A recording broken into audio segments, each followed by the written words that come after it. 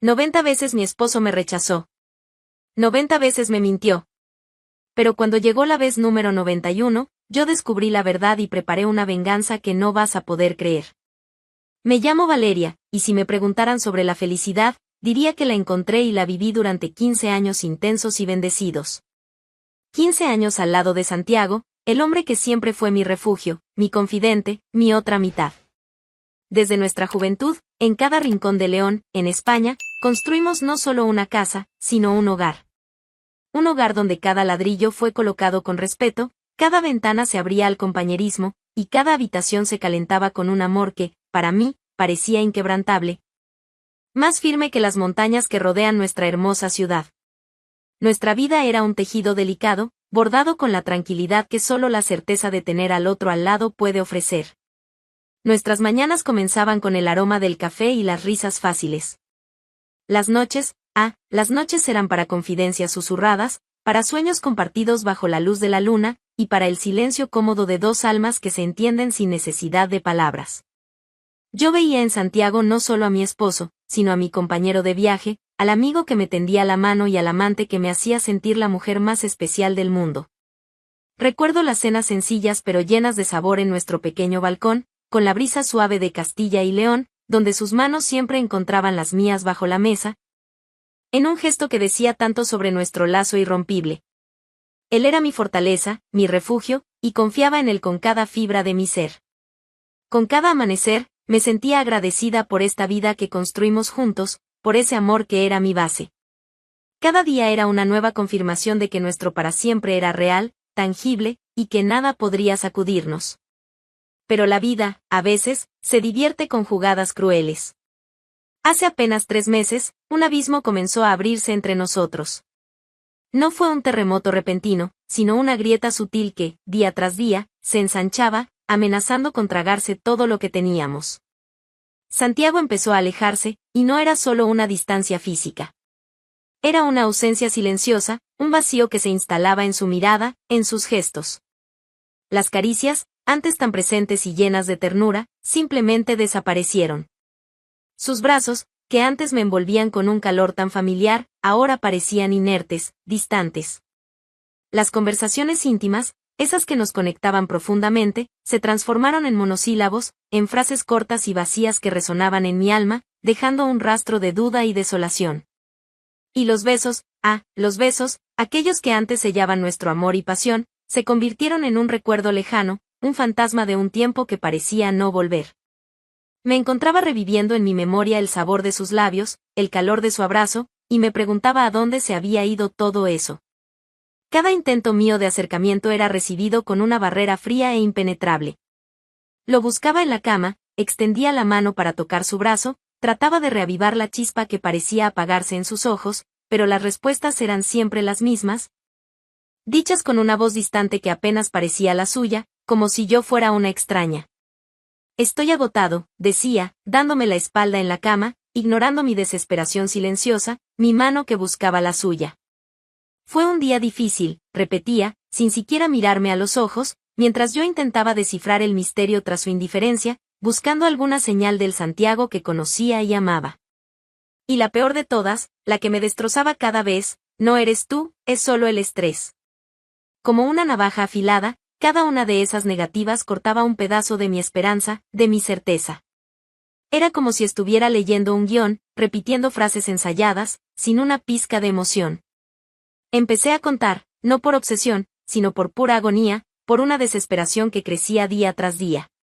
90 rechazos. 90 veces en las que mi corazón fue aplastado por la indiferencia, por el rechazo. 90 momentos de silencio denso que hablaban más que cualquier palabra. Cada noche en la que intentaba acercarme, cada caricia rechazada, cada mirada esquiva, era como un nuevo golpe que me dejaba sin aliento. Me sentía invisible, como si la mujer que él amó durante tantos años, la compañera de una vida, hubiera desaparecido de su vista, como si fuera un mueble en la casa, y no el corazón palpitante de nuestro hogar. Me preguntaba qué había hecho mal, si había algo en mí que lo había alejado, si había cambiado de alguna manera sin darme cuenta. Necesitaba respuestas.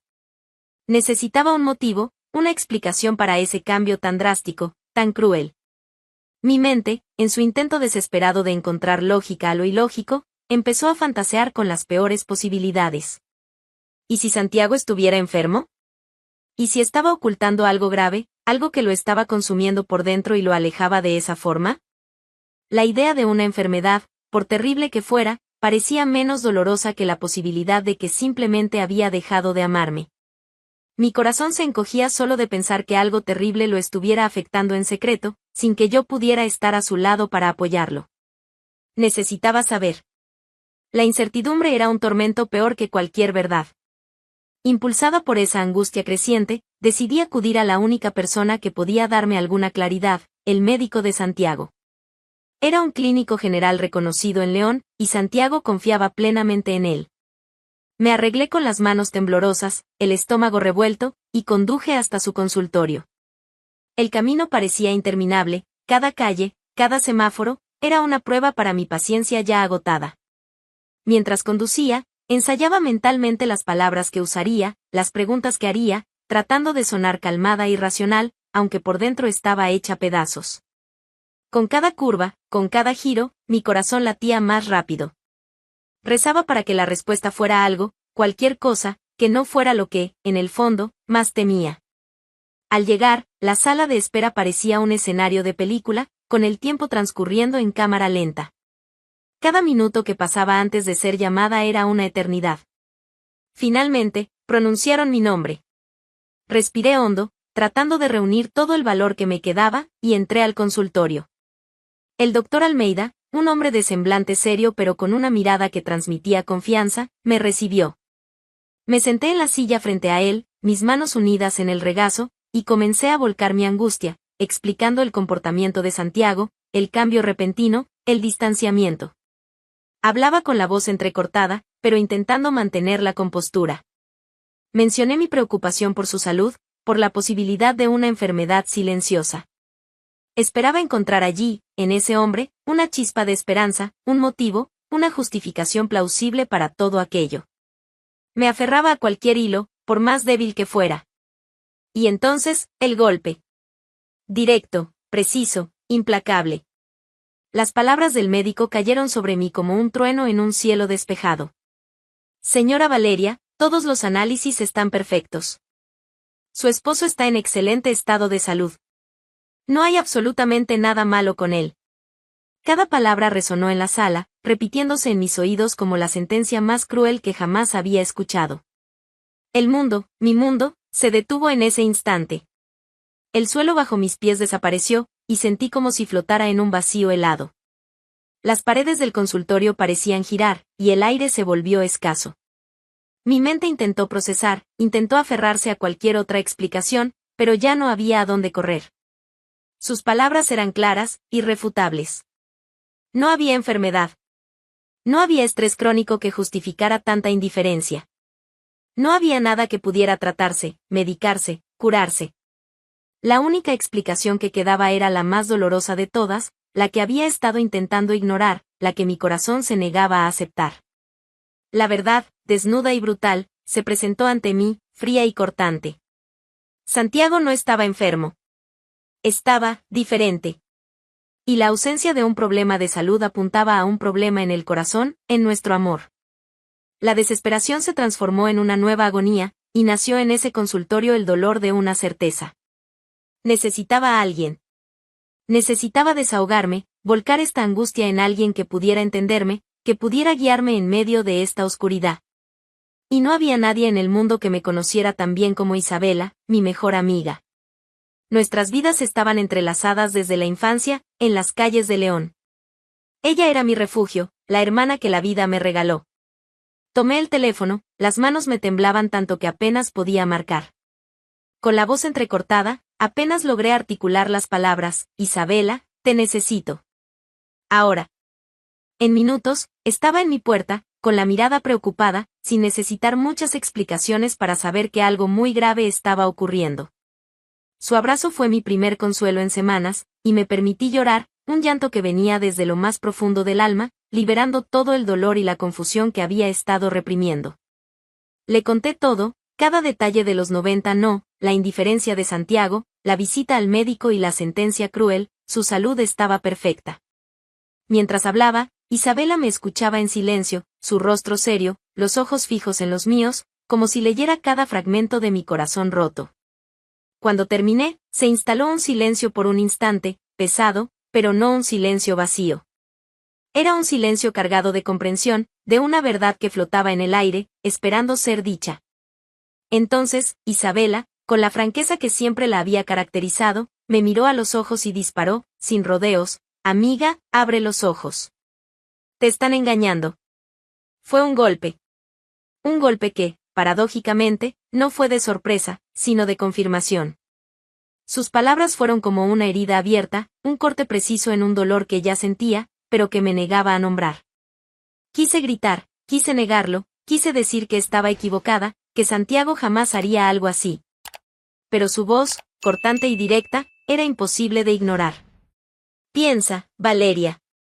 Todo ese cambio, las excusas tontas, el rechazo, ¿qué más podría ser? El médico lo confirmó, no es enfermedad.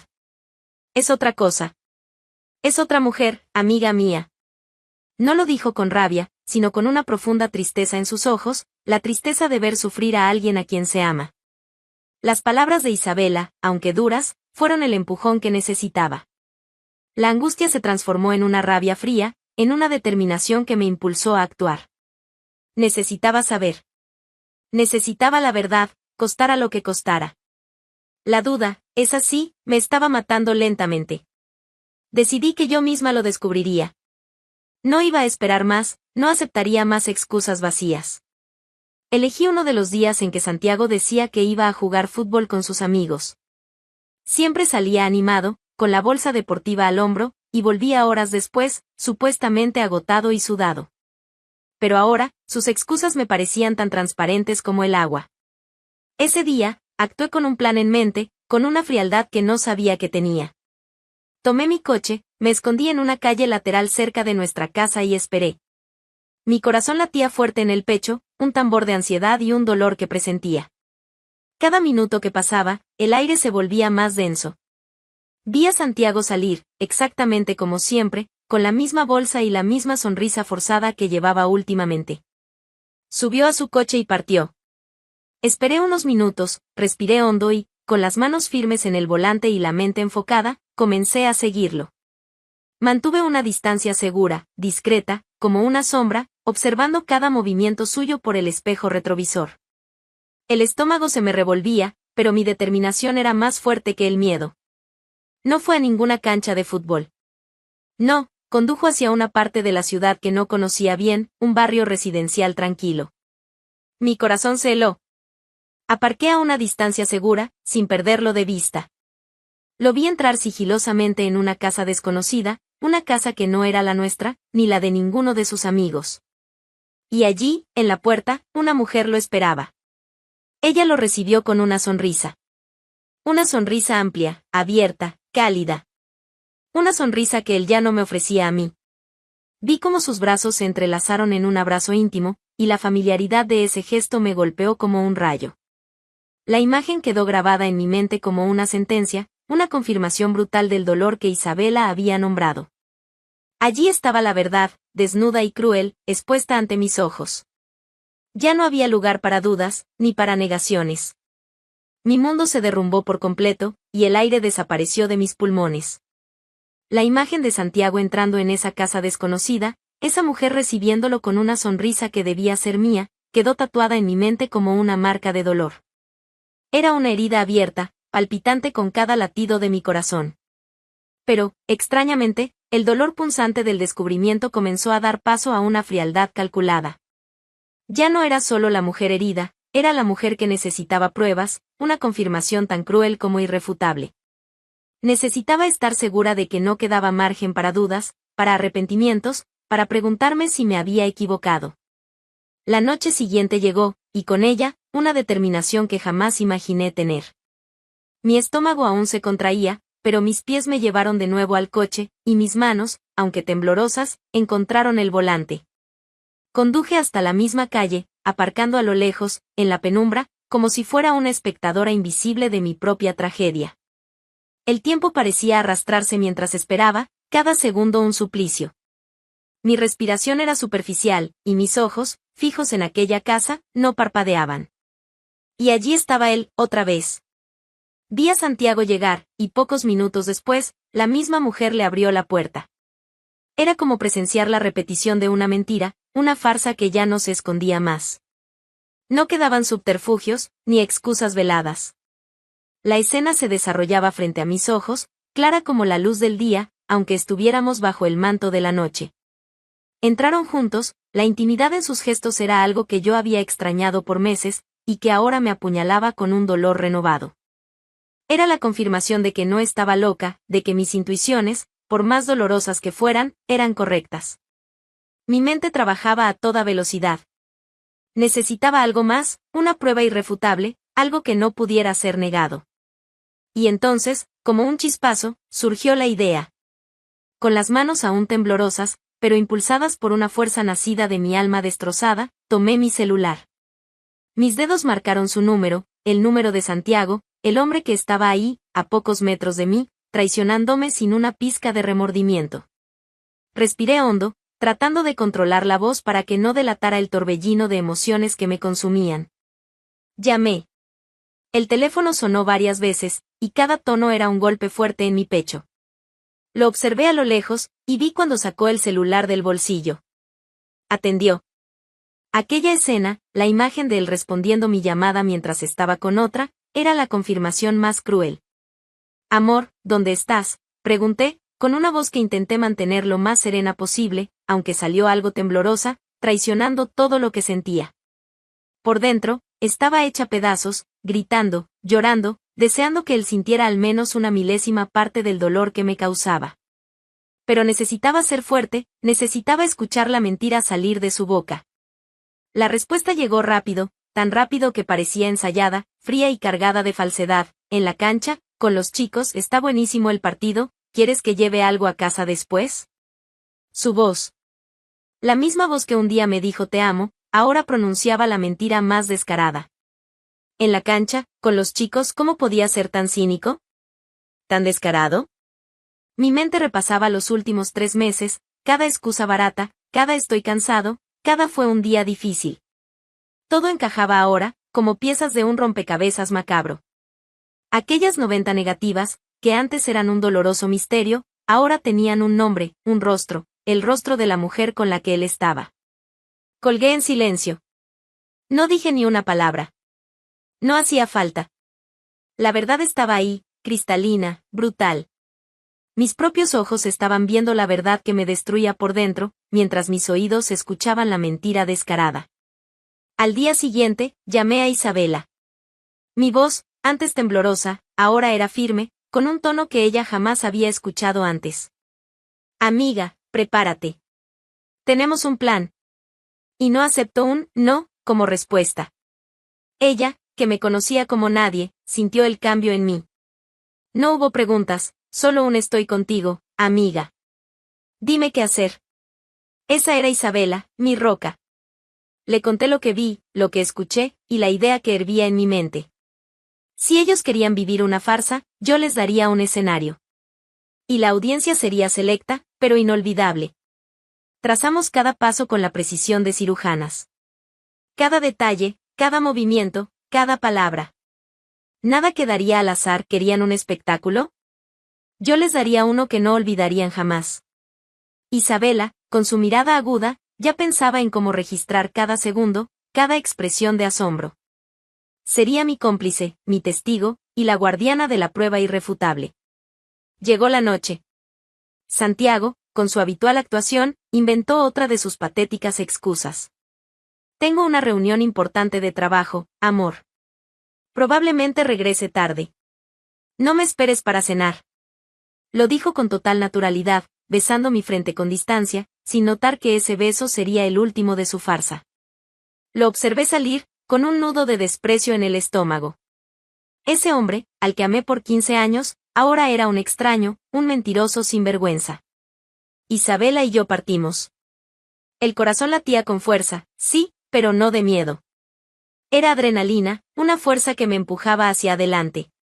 Conduje hasta la casa de ella, Aquella casa que se convirtió en el escenario de mi dolor y, ahora, sería el palco de mi revancha. Isabela, a mi lado, sostenía el celular, ya con la cámara lista para registrar lo que venía. Sus manos estaban firmes, igual que las mías en el volante. Era un pacto silencioso de hermandad y justicia. Estacionamos. La luz de su casa estaba encendida, un faro para mi ira contenida. Respiré hondo, un último suspiro de la vieja Valeria. Salimos del coche. Sentía cada latido en el pecho, pero mi expresión era la de alguien que va a un encuentro casual. Caminamos hacia la puerta. Isabela se quedó un paso atrás, el celular discretamente levantado. Levanté la mano y golpeé. No fue un golpe tímido, sino un sonido firme, decidido, que resonó en la noche. En segundos, la puerta se abrió. Y ahí, frente a mí, estaba ella. La mujer con la que Santiago me engañaba.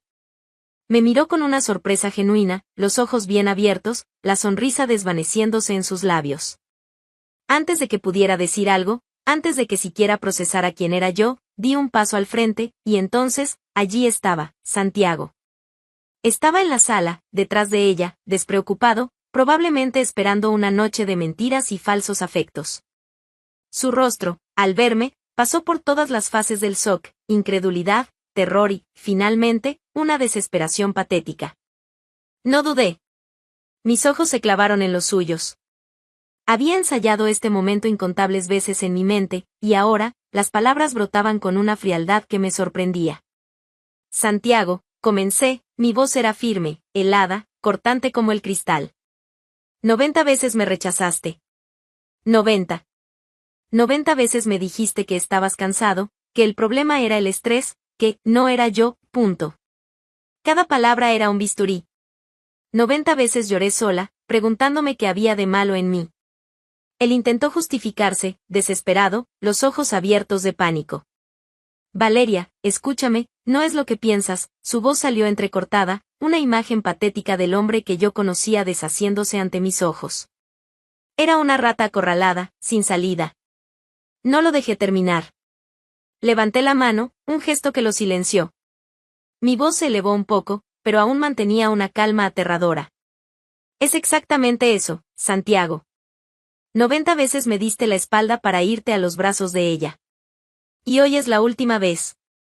La última mentira. El último rechazo. La última farsa. Miré a la mujer a su lado, que estaba pálida, incapaz siquiera de respirar. Puedes quedarte con él, querida. Es todo tuyo. A partir de ahora, él es tu problema. Volví a mirar a Santiago, la intensidad de mi mirada lo atravesaba. Se acabó. Mañana mismo comienzo el divorcio. La grabación de Isabela era mi prueba. La prueba del hombre que él era, de la traición, del descaro. No había forma de negarlo. Aquel momento, con la luz de esa sala iluminando la verdad, era el final de una farsa. El fin de mi tormento. Y el inicio de mi libertad. En los días que siguieron a aquel enfrentamiento en la casa de la otra mujer, algo dentro de mí se calmó. No es que el dolor hubiera desaparecido por completo, al fin y al cabo, 15 años de vida no se borran de un momento a otro, pero se había transformado. No derramé ni una lágrima más. Aquel llanto amargo, de mujer engañada y humillada, había quedado atrás, junto con la antigua Valeria. Ahora, el dolor era combustible. Se había transformado en fuerza, en una resolución inquebrantable de seguir adelante, de reconstruir mi vida, pero esta vez, bajo mis propios términos. Inicié los trámites del divorcio al día siguiente, como lo había prometido. Cada documento firmado era un paso hacia mi libertad, hacia mi dignidad. Isabela, mi fiel escudera, estaba a mi lado, ofreciéndome apoyo incondicional, celebrando cada pequeña victoria conmigo. Ella era el recordatorio de que no estaba sola, de que el amor verdadero, el amor de una amiga, era mi ancla. Mientras yo avanzaba, reconstruyendo cada pedacito de mi paz, la vida de Santiago, por otro lado, comenzó a desmoronarse. Él, en su miopía egoísta, creyó que al ser expuesto por mí tendría un nuevo comienzo. Que la otra mujer lo recibiría con los brazos abiertos, libre de las ataduras del matrimonio. Pero la vida, querida mía, tiene una forma muy peculiar de pasarnos la factura. Lleno de sí mismo, con sus pocas maletas y la certeza de un nuevo amor, Santiago intentó mudarse a la casa de la amante. Tocó la puerta, probablemente con la misma sonrisa forzada que me ofrecía antes de sus escapadas. Pero, para su sorpresa, y para mi silencioso deleite, encontró nuevas puertas cerradas. La puerta de aquella mujer, la que él creyó que sería su nuevo refugio, no se abrió para él con la misma pasión de antes. La voz de ella, antes tan dulce y acogedora con él, ahora era fría y cortante. Sus palabras fueron la cereza del pastel de mi venganza. Prefiero mi paz sola que vivir con mentiras, dijo ella, sin rodeos. Imagínate la escena, querida. El pobre Santiago, con la bolsa en la mano, las promesas de un futuro feliz cayendo sobre su cabeza, rechazado por aquella con la que me traicionó. La ironía era deliciosa. Ella, que se benefició de sus mentiras, ahora se negaba a vivir dentro de ellas. Era el hechizo volviéndose contra el hechicero, y yo, aunque a distancia, podía saborear el dulce y amargo gusto de la justicia. Rechazado por mí, y ahora rechazado por ella, Santiago pasó a cargar con el peso de sus propias decisiones. La vida, que intentó manipular con excusas y mentiras, le presentó la cuenta. Supe que intentó regresar a casa, a esa seguridad que antes despreciaba. Pero la cerradura ya había sido cambiada, y yo, Valeria, ya no estaba allí para abrirle la puerta. Quedó sin rumbo, sin el calor del hogar que un día construimos juntos, y sin el abrazo de aquella que creyó ser su nueva pasión. Creo que finalmente comprendió la magnitud de lo que perdió. Mientras tanto, yo seguía adelante. Cada día era un nuevo descubrimiento de fuerza, de resiliencia. Caminaba en paz, con la cabeza en alto, sin remordimientos. Sí, fui herida. Sí, sufrí. El dolor de la traición es un golpe profundo que nadie merece sentir. Pero también fui fuerte, muy fuerte. Y en la vez número 91, cuando él pensó que todo estaba bajo control, que sus mentiras no tendrían consecuencias, querida mía, en esa vez, fui implacable. ¿Desde qué ciudad nos acompañas? Cuéntanos en los comentarios. Y no olvides suscribirte al canal para no perderte ninguna historia emocionante como la de Valeria.